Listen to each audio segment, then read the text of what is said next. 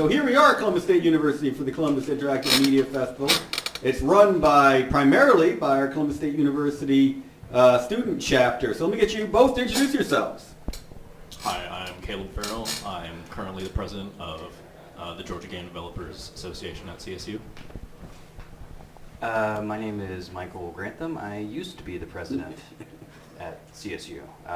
The GGDA chapter here, was the longest running. It was one of the first. Our longest running college one, yep. So with the pandemic and all that, this chapter sort of went into hiatus about 3 or 4 years ago. And so I think it was about a year and a half ago we decided to bring it back. So it's been interesting bringing it all back, and to know that the amount of passion that people have here at CSU to make games, not just programmers, because we have the programming track here in the computer science department at CSU. That's where it sort of primarily is housed, but we have artists, we have musicians. We have voice actors. We've got a lot of folks that want to sort of be in game development that aren't actual programmers. So so my name is Michael, I guess. That was That was perfect. And so the GGDA mainly has chapters in areas, obviously, Atlanta, Athens, Augusta, the Middle Georgia chapter, and they focus on professional development, professional connections, and so forth. But our student chapters do something different. They actually focus on the game making. Can you talk to us about how you do that?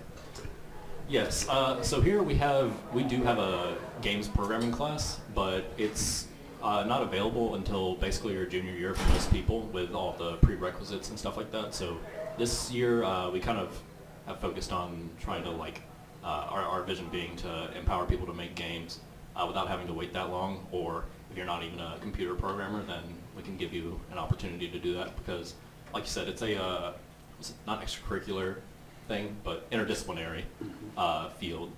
And so really it's all about getting together as many people as we possibly can and seeing what we can do with it and make sure that all of their talents are put to good work and all that good stuff. Everything's.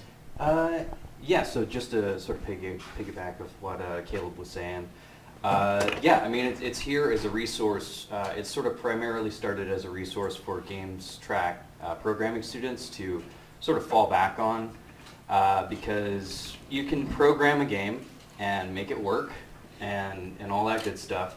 But there's more than just gray world, game mechanics to programming. To game development. You've got, like I mentioned, art is a huge part of that, and game design, that's another part, sort of having these meetings every week, being able to have sort of mini workshops talking about different aspects of game design. So things that you would never think of, I know that last year, one of the workshops I brought up, how doors work. Excellent. In games. Yep. There's a million different ways you can do doors, and 2 million ways to do them wrong. So just trap yourself in them all day long. You don't think about these sort of things because your gamer brain just sort of turns that part off. But someone had to go in there and figure out how to make a door work. So it's stuff like that.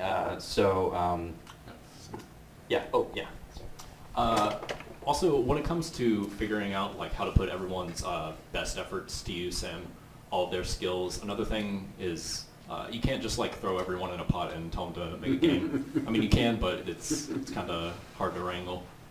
Michael here says it can be like herding cats with game developers.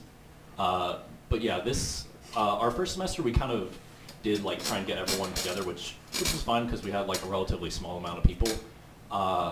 But we've tried to focus more on individual projects and things like that, and inspiring people to do their own work and giving them the resources and assets that they need. Because first of all, it kind of looks better on a resume perhaps if your name's the only one in the credits, because if you're one of 5 people who did programming, you kind of have to explain all that what you did. But instead, a game can be entirely representative of what you did. And we also have, like, for artists, we have like a visual novel project. So they could all hop in there, and we have writers, sound designers, and it doesn't really need that much programming. It can just take one person to throw everything together and run by. Excellent, excellent. Well, Joe would love to hear about all the independent games you have going on. Save that for when he entered the room. But let's hear about some of the specific projects that turned out. We'll start with Michael on this one. What did you see during your term that looked pretty cool? What did you enjoy? Anything that particularly surprised you or stood out to you? And we'll go to Caleb to let us know more details on this year's. So I know that with Caleb, he's sort of he's taken over like the transition, and we've been sort of like when I was doing it, I did it for maybe about a little less than a year, something like that. I was like trying to figure out like the best way to come at students here without like being like you've got all of this work that you have to do, and here's more work to do, you know? So I tried to make it sort of palatable for people who have not a lot of time.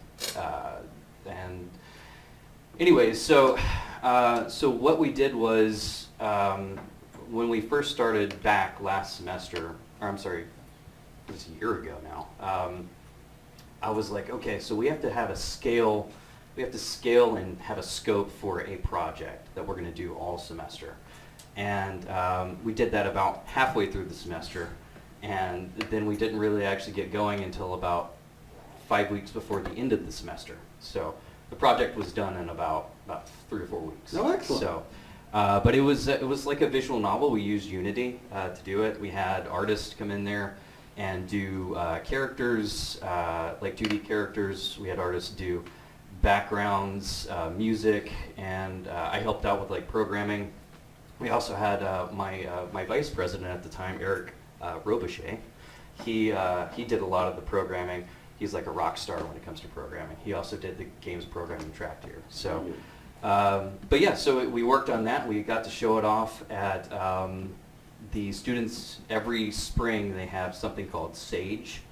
And it's like Siege. It's sort of like a play on that. And but yeah. So the GGDA members were able to actually show off what they had worked on, Very cool. and people got to like play it. And it was alongside the Games 2 students. The Games 2, because there's two classes here. We got Games 1 and Games 2. Games 1 is for individual projects for students. So one person makes a game, and then Games 2 students, they group together and they make a group game, and then they show it off in the spring. And they showed it off at this same thing that we were showing off. And it was great being able to like have a mini convention of just students showing off their work. And yeah, so I forgot where I was going with this, but You did some good work last time. it was a lot of fun. And this year I just took on a sort of a consultant role, really, just to sort of help Caleb out with any questions he might have. So, and I'm going to continue to do that as long as I can. So, Very cool. Following up on that, our project for last semester was called The Collective.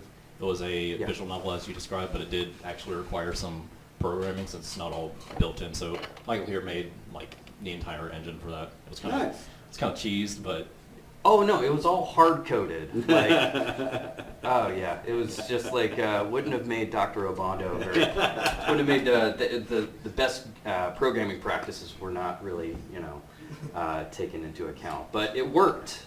Yeah. So that's all that matters. They say Undertale, like all of the dialogue for that was in a single switch statement. I heard, so that was pretty crazy. That's insane.